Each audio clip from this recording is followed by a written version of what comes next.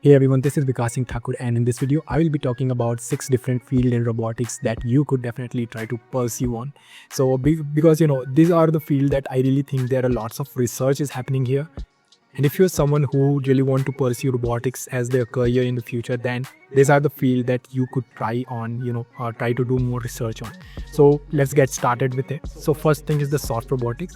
So soft robotics is a very interesting field. Lot of research have been happening there. So I seen this potential fields in which the soft robotics is, my favorite one.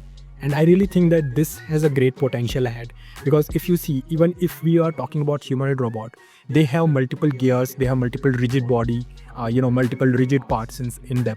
So if they collide with a human, if they are working along with us, and if they collide with a human or some children or some sensitive bodies, then there will be much damage compared to a soft robot that would collide with us, because mostly the soft robots are made up of silicon like material, and there will be very less damage if they collide with us.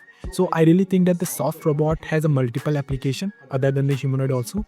So they could be used in agricultural field where we need to pluck particular very sensitive or the soft fruits from a tree or a plant without damaging that fruit.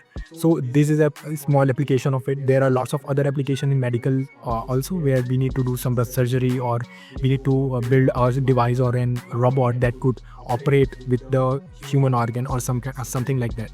So where there is no rigid bodies allowed. So this is an application where I really think the soft robotics could be very helpful, and there is a huge market started already in the robotics field. So in this soft robotics field, there is also a good market is going ahead. So you can definitely try out soft robotics as your the research field. You could try to put more attention on. And the second thing is the nano robotics. So nano robotics, or I could say micro robotics. So basically the the overall view of the micro robotics of the small the nano robotics is they are microscopic. So they will be actually the best application that I really think of nano or micro robotics is inside the human body, or when we are talking about some medication. For example, if I talk about if I talk about drug delivery inside our body. So let's say I got a cut from in my hand, and if I just get some medicine for healing, for making that healing process fast, I just take that pill, and there are multiple processes are going on backside. So there will be ingestion, digestion, there will be chemical breakdown, then my blood will absorb that particular chemical, then that blood will circulate through my body and put that particular chemical to that particular area where that is required. But this is a very huge and very inefficient thing if we really look when we zoom out. So this is the place where I think nano robotics could be very helpful, and there are lots of researches already happening in this. So what we are actually doing is we are building small robots that will be very much controllable under us, and they will be actually taking that particular chemical or the drug with them, and they eventually flow with our bloodstream, and they efficiently target that particular area only where that is required. So there are lots of application, like a blood clotting could be there, blood clotting like a fast rapid blood clotting could be and very good example. There is already research happening on that. So this thing also have a good potential ahead in the market, especially in the medical field. I really see this as this field has a bright future ahead. So the third field that I really think has a good potential is the swarm robotics. So in swarm robotics, what we are actually dealing here with is a multiple number or multiple entities or multiple robot bodies at the same time, where each one of those bodies have their own individual mind. They can take their own decision based on synchronization with others. So there will be no the central body here. So here the decentralization is happening here. So there is not a single brain which is actually controlling them. They have their own individual willings, and they could do their particular task, but they need to do that based on based on the information of other robots. For example, if you have seen those drone the drone shows which are very famous nowadays in China, even in India, there are lots of American companies, and lot of big companies are playing out there for the swarm robotics. So multiple drones are there for lights, so for the drone show is there. So they're actually synchronizing with each other. We send some data, let's say try to build a butterfly in the sky. So each of them get that particular command. They check what is the location of that particular drone, what is my location, and they synchronize based on some algorithm inside them. So based on that, they put their location and fix themselves up and tell other drone that this is my location, you can just look for others. So that particular drone should move to other location. So this is how actually all the swarm in the zoom out way actually work. But there are lots of more complexities inside this, and this is a, you could say, very complex system in a vast system, and a very efficient algorithm is very required. So swarm robotics is another field that I really think a lot of potential is there. And also in the swarm robotics, if I attach and bridge between the nanotechnologies or nanorobots here, then this is very helpful, because if you see, as I talk about the drug delivery here, so if I, instead of going with a single robot, I could have multiple robots. For example, I have multiple damages in my body, and there's multiple problems in my body that I need to send drugs to that particular areas.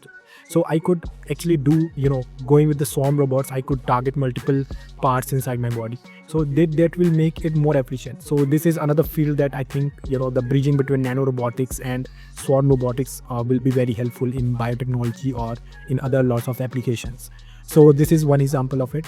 And the next field that I really think that is, that has a good potential is the hybrid kind of robotics, where, there is a biological plus technological mix-up is there. So for example, there is a fungi, there is a plant, or there is a human cell or a living cell that actually control certain device. Like if you see here, there are multiple applications inside this.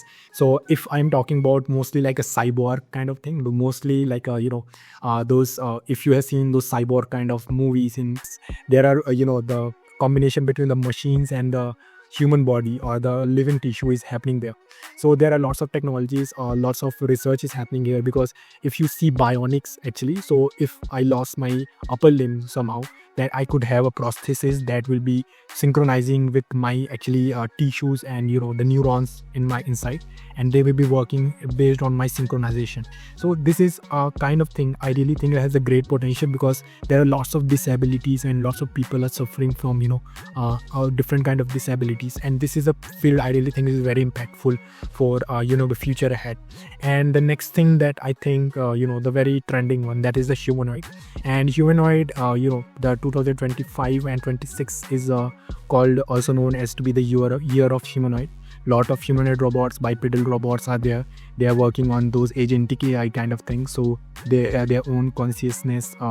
Actually, what we are actually doing here is we are using VLM, so visual language action model, and the simulation work is there. So there are lots of things are happening in the humanoid bipedal robots. Even India don't have still that that very efficient bipedal robot yet. We have a quadruped robot, and but still there are lots of research are happening in the bipedal. So if I talk about very advanced and little bit production ready kind of robot, not still production ready. So there is like Unitree robot is there, i1x is there, 1x Neo is there. So if you have seen the Optimus, Tesla Optimus, so they are the some kind of robots that I'm very fascinated about. Boston Dynamics has one robot is that Atlas. Everyone is electric Atlas actually.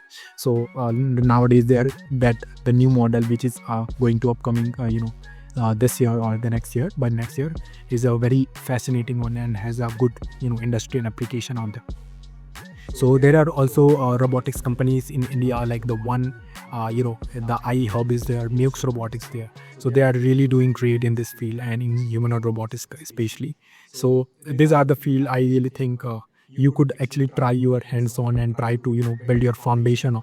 And also a final tip, or I could say a final point, or the field I really think there is a good potential is RaaS. So RaaS, that is a robot as a service. If you have seen or heard of a lot about SaaS, that is software as a service, now I think there is a good potential for RaaS, that is robot as a service.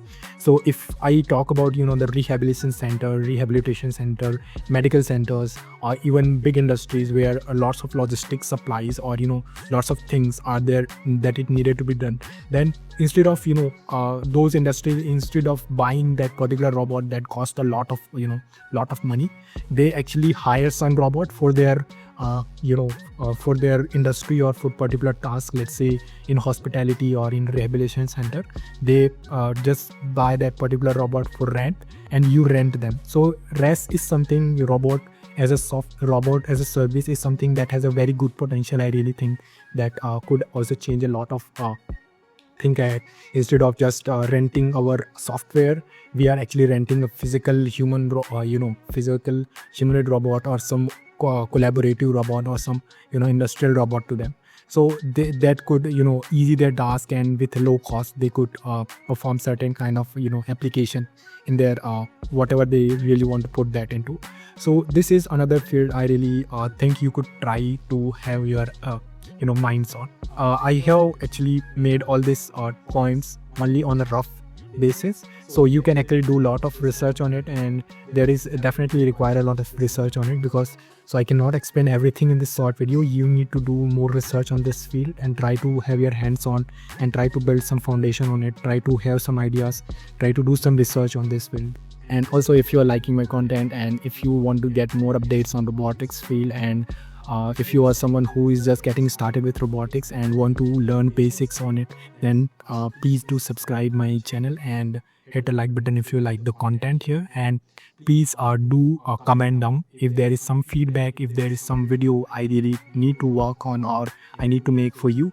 Then based on that, I will be choosing my next topic, and also I will be uploading other projects in this field. I won't be only speaking here, so I want to make you guys comfortable with me that I don't want to be only that person who just speak everything up.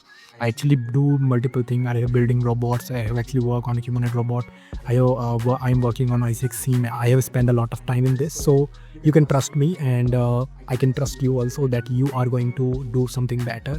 And try to do more research on it, try to spend more time on this kind of field, because this is how actually this is actually going to help you a lot. So this is all about this video, and I am Vikas. I love robotics. See you on the next video. Till then, bye.